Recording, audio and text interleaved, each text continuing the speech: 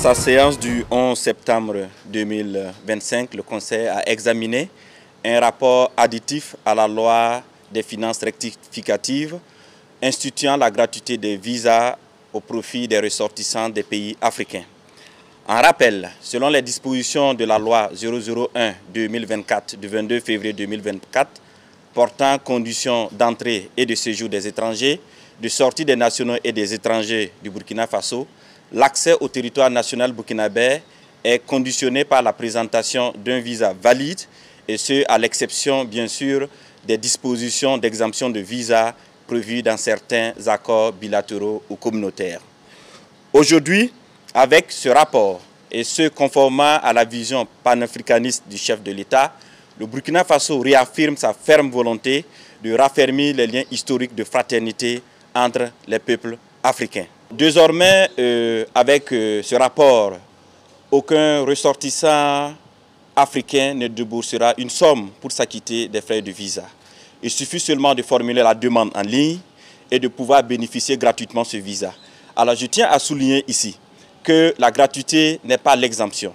Quand on parle de gratuité, ça veut dire que les demandes sont toujours formulées en ligne, les demandes font l'objet d'un examen et si la demande est acceptée, alors tout ressortissant africain qui passe par ce canal obtiendra gratuitement ce visa pour venir au Burkina Faso.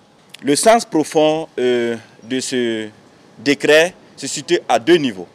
Le premier niveau, c'est réellement renforcer la libre circulation des peuples africains et de leurs biens sur le continent africain. Et deuxièmement, c'est de renforcer l'intégration africaine.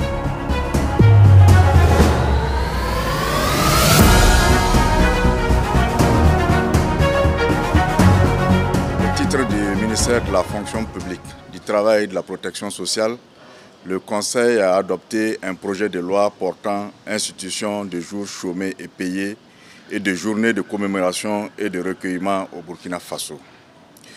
Selon une évaluation réalisée par le secrétariat permanent de la modernisation de l'administration et de la bonne gouvernance, le temps annuel de travail dû par l'agent public au Burkina Faso est de 214 jours, correspondant à un taux de 58,63% des 365 jours de l'année du fait des fêtes légales tombant sur un dimanche et des week-ends.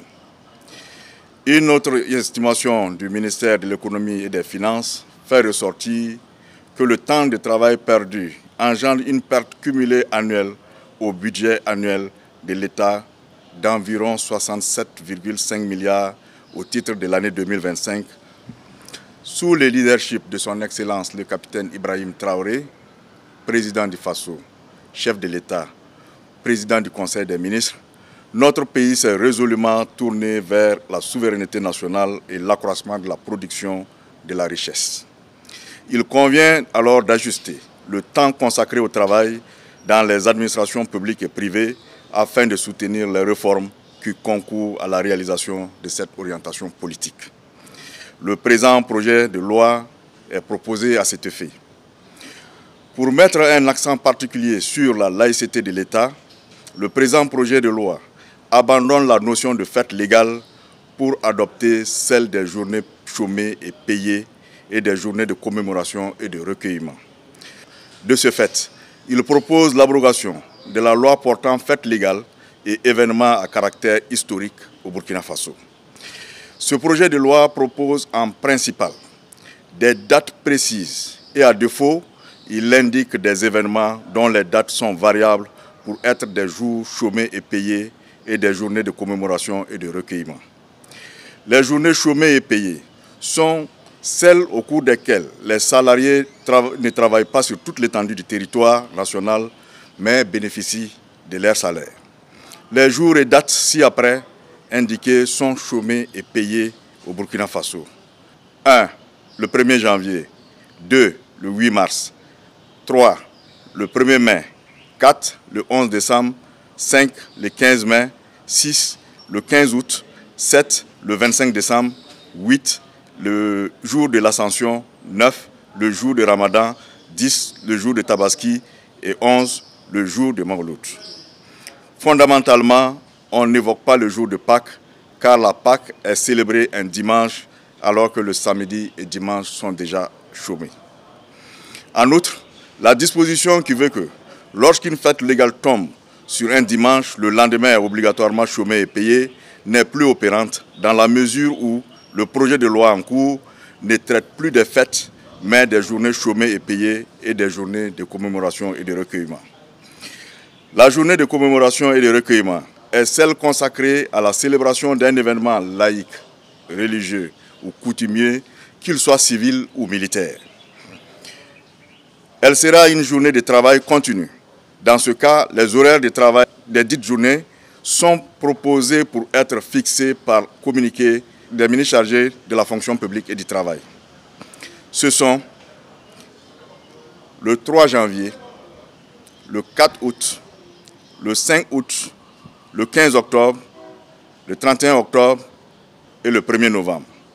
En résumé, la loi portant fêtes légales et événements à caractère historique au Burkina Faso institue 15 jours de fêtes légales auxquels il faut ajouter les 15 mai, tous chômés et payés, et déclare également chômés et payés le lendemain de toute fête légale tombant sur un dimanche, alors que le présent projet de loi retient en tout 11 jours chômés et payés dans l'année. L'adoption de ce projet de décret permettra de donner une base légale aux jours chômés et payés et les journées de commémoration et de recueillement au Burkina Faso et laisser libre célébration des fêtes à l'appréciation des citoyens. Le Conseil a examiné et adopté 4 rapports au titre de 4 départements ministériels relatifs à la révocation de 4 agents dans le cadre de contrôle de l'authenticité des diplômes des agents publics. Il s'agit de, au titre du ministère de l'administration territoriale, M. Kissou Djibril Damien, matricule 257-323N, chauffeur. Au titre du ministère de l'économie et des finances, M. Nana Amadou Tidiane, matricule 201-106G, contrôleur des douanes. Au titre du ministère de l'Action humanitaire et de la solidarité nationale, M. Diao Sidiki, matricule 229-524S, chauffeur. Au titre du ministère de la Justice, des Droits humains, chargé des relations avec les institutions pour le compte de la Cour des comptes, Mme Cissé Mariam, matricule 75-968L, agent de bureau. Au titre des sanctions retenues contre les 10 agents. 1. Leurs décorations sont retirées. 2. Ils sont révoqués de la fonction publique.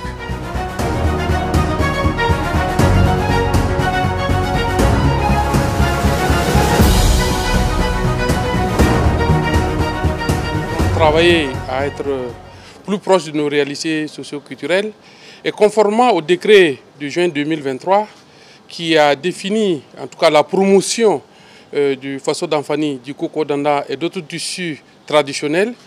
Également conformément à la vision du camarade président du Faso, le capitaine Ibrahim Traoré, le secteur de la justice s'est engagé en tout cas dans cette vision.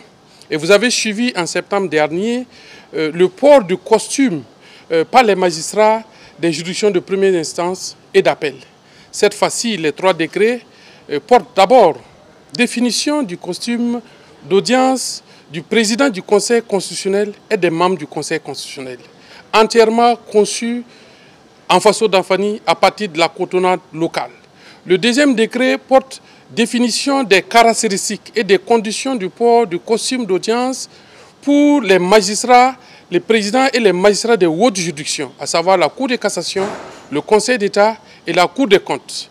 Le troisième décret porte définition des caractéristiques et conditions du port du costume d'audience du personnel du corps des greffiers des hautes juridictions. Parce que le personnel du corps des greffiers des juridictions de première instance et d'appel avait été déjà doté dans la première vague. Ce qu'il faut souligner ici, c'est que nous avions des costumes d'audience qui sont entièrement cousus à partir de la cotonnade burkinabé cultivée par les cotonculteurs burkinabés.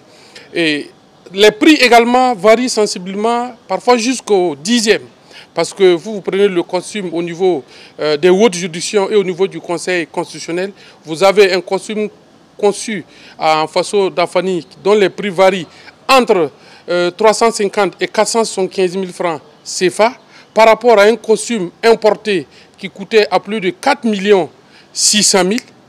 Pour les hautes juridictions, vous avez un costume dont le prix varie également entre 300 et 475 000 francs, contre des costumes importés autrefois dont les prix varient entre 900 à 1 600 000 francs. Donc il s'agit bien entendu d'encourager le consommation local, mais également de soutenir les entreprises qui œuvrent dans ce secteur. Et comme nous sommes dans une logique au niveau du département en charge de la justice, d'avoir une justice beaucoup plus proche de nos réalités et qui emboîte en tout cas le pas de nos valeurs endogènes, nous pensons qu'elle serait bien rendue, elle serait beaucoup plus proche si les acteurs eux-mêmes sont dans des tenues Faso d'Afani en cotonnade locale.